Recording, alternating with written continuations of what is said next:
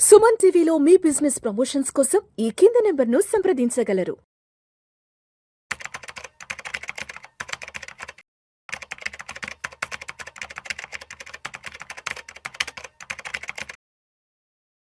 నమస్తే, welcome to Vishnu talks. నేను విష్ణు. ప్రస్తుతం నాతో పాటు ప్రముఖ స్టాక్ మార్కెట్ అనలిస్ట్ రామచంద్రమూర్తి గారు ఉన్నారు. సార్తో మాట్లాడదాం. సార్, రామచంద్రమూర్తి గారు నమస్తే సార్. నమస్తే విష్ణు గారు. Welcome to Vishnu talks. Thank you sir. Yes. So Ramachandramurthy గారు, ఒక్కసారి ఇవాళ మార్కెట్ క్లోజింగ్ ఎక్కడుందో చూద్దాము. నిఫ్టీ విషయానికి వస్తే 87 పాయింట్లు నష్టపోయి 25,509 వద్ద క్లోజ్ అయింది. సెన్సెక్స్ విషయానికి వస్తే 148 పాయింట్లు నష్టపోయి 83,311 వద్ద క్లోజ్ అయింది. సో ఏంటంటారు, ఇవాళ ప్రధానంగా ఏ స్టాక్స్ బాగా అమ్మకాల ఒత్తిడికి గురయ్యాయి అంటారు? దానికి గల కారణాలు ఏంటనేది ఒక్కసారి మన ఆడియన్స్తో షేర్ చేసుకోగలరు? థ్యాంక్ యూ అండి. యాక్చువల్గా మీరు అన్నట్టు 25,500 దగ్గర మా మార్కెట్ వచ్చింది నిఫ్టీ. యాక్చువల్గా ఇది లాస్ట్ 3-4 డేస్ నుంచి కూడా బాగా ఫాలో అవుతుంది. అంతకుముందు హై వచ్చి 26,300 దాకా వచ్చింది. అంటే మనం ఆ టైంలో అనుకున్నాం ఇంకొక 1% ఆల్ టైమ్ హైకి గ్యాప్ ఉంది. దీపావళి తర్వాత బాగా ర్యాలీ వచ్చింది. సో అనుకొని చూసేలోపు లాస్ట్ 3-4 డేస్ నుంచి కూడా ఒక వరల్డ్ మొత్తం మీద ఒక అన్సర్టనిటీ అనేది ఒకటి క్రియేట్ అవుతుంది. సో దానివల్ల ఏమవుతుందంటే మార్కెట్లో అందరికీ కూడా ప్రాఫిట్ బుకింగ్ చేసుకుంటున్నారు ఎక్కువ మంది. అలాగే ఐటీ కంపెనీలు మేజర్గా డౌన్ అవటం వల్ల మేజర్ ఐటీ డ్రాగ్ అవుట్ అవుతుంది.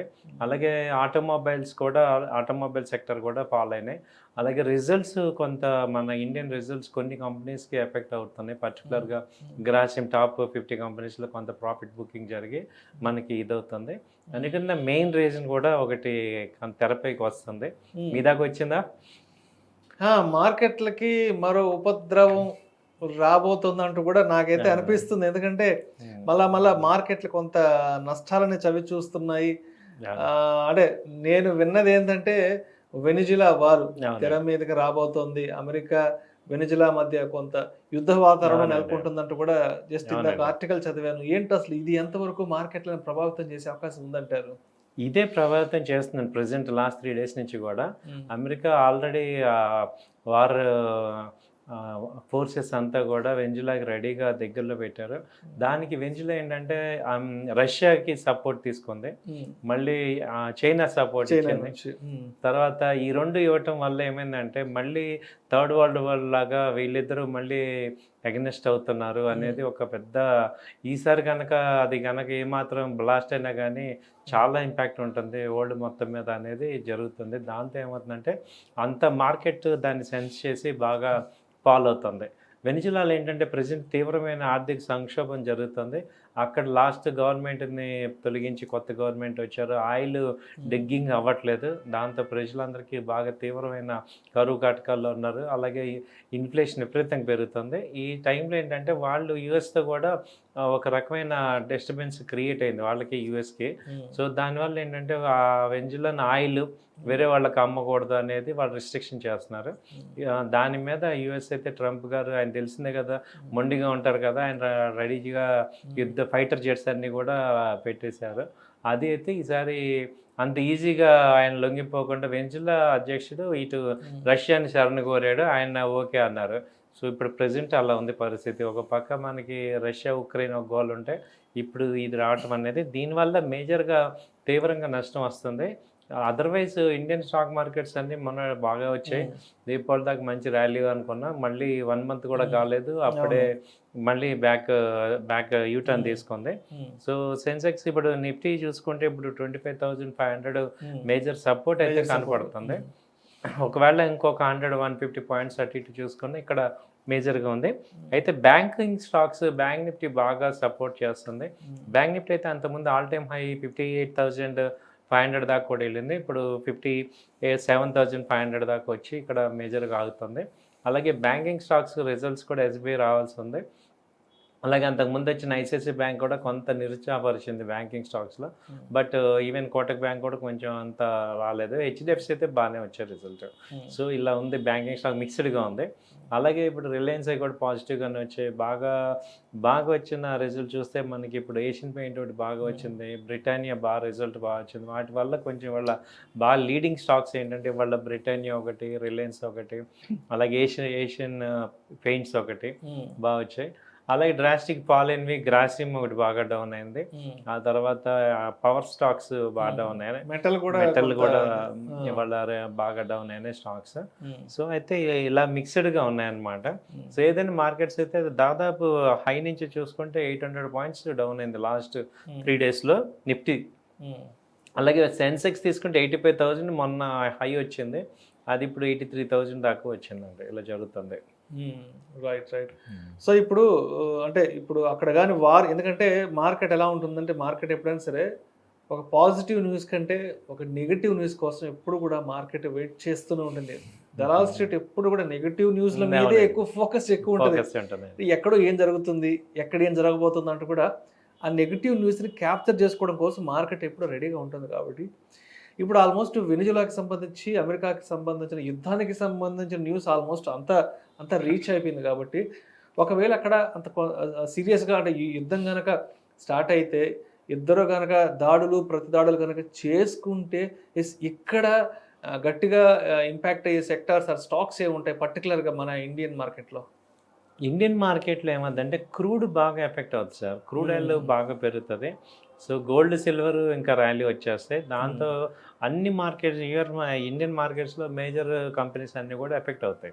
ఎందుకంటే ఈసారి బ్యాకప్ రష్యా కూడా ఓపెన్గా ఉంది.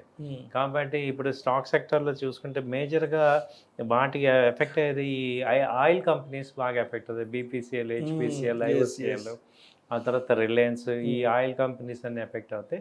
దాని తర్వాత ఐటీ కంపెనీస్ ఆల్రెడీ డౌన్ అవుతున్నాయి, అవి ఇంకా ఎఫెక్ట్ అవుతున్నాయి. ఎందుకంటే అక్కడ నుంచి యుఎస్ మార్కెట్ నుంచి కూడా ఈ టారిఫ్స్ అవన్నీ కూడా ఏమీ పెద్ద ఇది అవ్వలేదు. సో అందుకని ఐటీ కంపెనీస్ కూడా బాగా ఎఫెక్ట్ అవుతున్నాయి.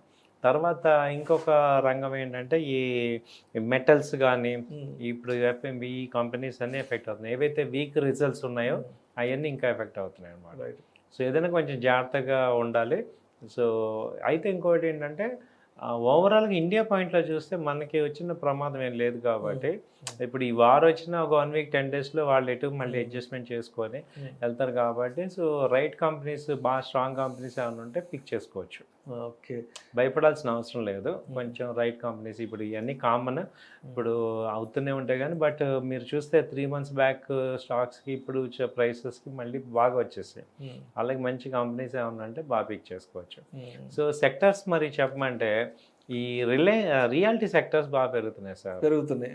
లోదా కానీ, ఓబ్రాయ్ రియాలిటీ కానీ, ప్రెస్టేజ్ కానీ, గోద్రేజ్ ప్రాపర్టీ, 4 రియాలిటీ సెక్టర్స్ బాగా పెరుగుతున్నాయి. అలాగే సోలార్ సెక్టర్స్ బాగా పెరుగుతున్నాయి. సోలార్ ఎనర్జీ సెక్టర్స్, దానిలో ఏంటంటే ప్రీమియర్ కానీ, వ్యారీ కానీ, సోలార్, ఇవి బాగా ఆల్టర్నేటివ్ ఫ్యూయల్స్ ఉన్నాయి కదా, అవి కొంచెం బాగా పెరుగుతున్నాయి. సో ఈ సెక్టర్స్లో బాగా ట్రై చేసుకోవచ్చు. ఓకే, సో మరి మార్కెట్ ఎక్కడ సపోర్ట్ అండ్ రెసిస్టెన్స్ లెవెల్స్ అక్కడ? మ్యాక్సిమం ఇప్పుడు 25,500 నుంచి 25,300 మధ్యలో మేజర్ సపోర్ట్ ఉంది సార్. ఒక 200 పాయింట్స్. ఇంకా రేపు ఫ్రైడే కూడా ఇంకా కొంచెం డౌన్ అవ్వచ్చు. ఇక మండే నుంచి పిక్ చేసుకునే ఛాన్సెస్ ఉన్నాయి. 25,300 మేజర్ సపోర్ట్ కనపడుతుంది. సో రెసిస్టెన్స్ అయితే 25,700 నుంచి 900 వరకు రెసిస్టెన్స్ ఉంది. సో ఈ రేంజ్లో ప్రెజెంట్ అవుతుంది. సో అదేవిధంగా రామచంద్రమూర్తి గారు 2025 ఇయర్ ఎండింగ్ కూడా వచ్చేస్తున్నాం. కాబట్టి ఆల్మోస్ట్ ఈ సంవత్సరం అంతా almost last year November, December నుంచి ట్రంప్కి సంబంధించి దగ్గర ఒక 10 to 11 months అంటే ఆల్మోస్ట్ ఒక 1 year ట్రంప్తో మార్కెట్లు బాగా ఇబ్బంది పడ్డాయి. మార్కెట్ ఫాల్ జరిగింది. కాబట్టి ప్రస్తుతానికి అయితే మాత్రం ట్రంప్ ఎఫెక్ట్ అనేది కొంత మనం అంతా సైడ్ చేసుకుని అన్ని డైజెస్ట్ చేసుకొని కూడా ఎక్కడికక్కడ డిస్కౌంట్ చేసుకుంటూ ప్రస్తుతానికైతే మార్కెట్లు బాగా నడుస్తున్నాయి, మంచి ర్యాలీలో నడుస్తున్నాయి. కాబట్టి సో ఇవన్నీ కూడా దృష్టిలో పెట్టుకుంటే నెక్స్ట్ 2-3 నెలల తర్వాత అంటే 2026 నాటికి మార్కెట్ ఎలా ఉండే అవకాశం ఉందంటారు? 26కి ఏమవుతుందంటే అండి, ఇప్పుడు ఈ మార్కెట్ యొక్క అన్స్టెబిలిటీ అంటే బయట జరిగే ఎఫెక్ట్ అని డైజెస్ట్ అయిపోయింది ఇండియన్ మార్కెట్కి. ఎందుకంటే మనం ఇవాళ టారిఫే మేజర్ ఎఫెక్ట్, బట్ దాన్ని కూడా డిస్కౌంట్ చేసి మనం బయటపడ్డాము అంటే మన వరల్డ్ మనకి ఇప్పుడు ఉన్న పొజిషన్ ఊరికి వచ్చింది కాదు, ఒరిజినల్ పవర్ అనేది అర్థమవుతుంది వరల్డ్లో కూడా. కాబట్టి ఏమవుతుందంటే మన కంపెనీస్లో పర్టికులర్గా మన సెక్టర్స్ అన్నీ కూడా ఇంకా బాగా పెరుగుతాయి. రెండోది ఏంటంటే ఇవాళ ఎఫ్ఐఎస్ వస్తేనే మార్కెట్లు పెరిగే పరిస్థితి లేదు. ఎందుకంటే ఎంటర్ అవుతున్నారు. అలాగే మ్యూచువల్ ఫండ్స్ నుంచి విపరీతమైన ఎస్ఐపిస్ వస్తున్నాయి. కాబట్టి ఏంటంటే ఈసారి బాగా పాజిటివ్గా ఉండే ఛాన్స్ ఉంది. ఎందుకంటే 2026లో మేజర్ ట్రబుల్స్ అన్నీ కూడా సాల్వ్ అవుతాయి. ప్లస్ ట్రంప్ కూడా ఫస్ట్ 1 year గోల్ చేసి తర్వాత నార్మల్ అయిపోతాడు, సైలెంట్ అయిపోతాడు ఆయన. ఎందుకంటే ఇంకా 3 ఏళ్ళే ఉంటుంది కాబట్టి ఇక వాళ్ళు సైలెంట్ అయిపోతారు. కాబట్టి ఇంకా పెద్ద ఎఫెక్ట్ ఉండదు. సో అన్ని పాజిటివ్స్ ఎక్కువ ఉంటాయి కాబట్టి సెలెక్ట్ కంపెనీస్లో చూసుకుంటే బాగా వచ్చే ఛాన్సెస్ ఉంటాయి. రైట్.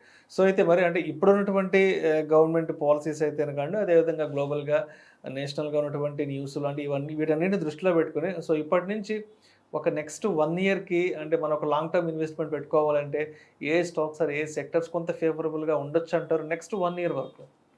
ఇంకా మీరు అడుగుతున్నారు కాబట్టి సార్ ఇంకా క్లియర్గా చెప్తున్నాను.